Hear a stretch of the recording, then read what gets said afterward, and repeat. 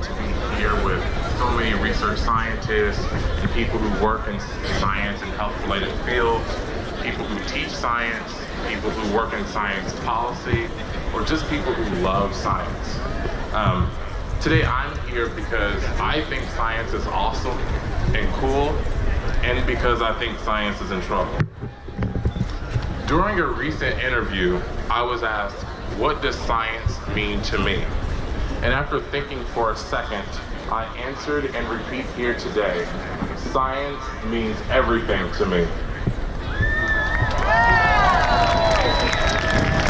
For the last 15 years, every job, every college degree, nearly every class and activity, even the company I started, have been about science. How I think, make decisions, understand the world, and even how I form questions are all shaped and molded by my exposure to science. I owe my entire training and career to science, and thus you won't find a stronger advocate for science than me. So when I was asked to come here and share my opinion on the challenges facing science, quite frankly, I was a little overwhelmed and very excited. You see, some of the challenges science faces are things that I've been thinking about for a long time.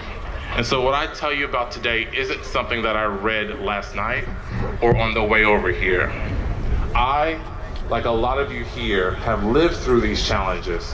And so I'm very happy to see us all come together and voice our collective passion for how science should be. So, unfortunately, there are so many problems facing science that it was quite hard to narrow down what to speak about in this short amount of time.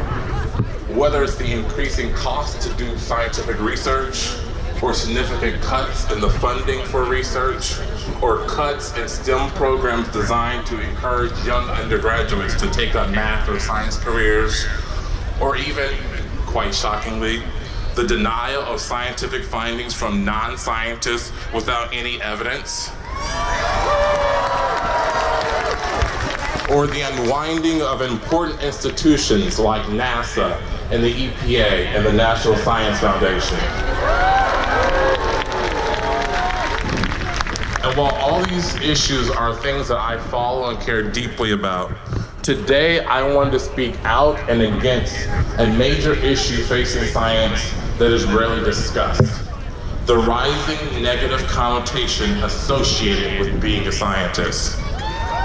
If you were to fully accept some of the caricatures of scientists set forth these days, especially by skeptics, you might assume that scientists, by and large, are all old, slightly to fully balding, privileged white men who work and reside in Ivy League universities in very well-to-do elite parts of this country.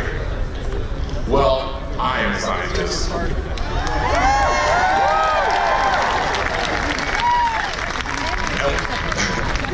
Thank you. And while I'm a man, I am not old and I have all my hair.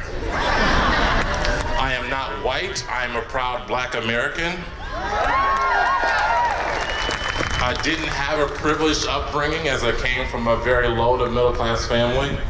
I didn't attend Ivy League universities for my education, and the last time I checked the long form version of my birth certificate, it said I was from Dayton, Ohio. Not exactly Cambridge. So, let's fully dispel this notion right here and right now. Science is for everyone, and science is done by everyone. And this is a good thing, right?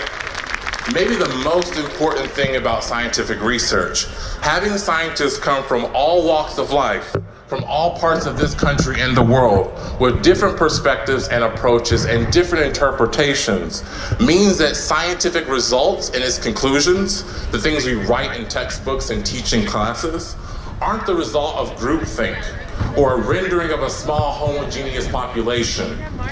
Instead, it means that the things we teach in classes and write in textbooks, they've been thoroughly vetted and repeated, independent of person, place, or time.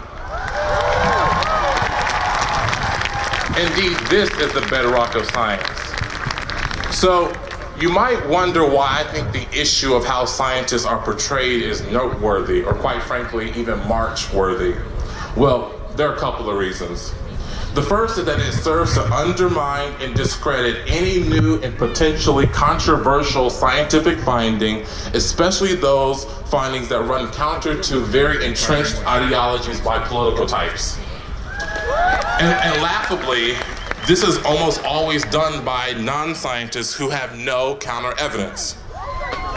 Painting scientists as bad or other or out of touch serves to distract from the proposition of whether something is true or not, or fact or not, and redirects the critique to the person who made the observation.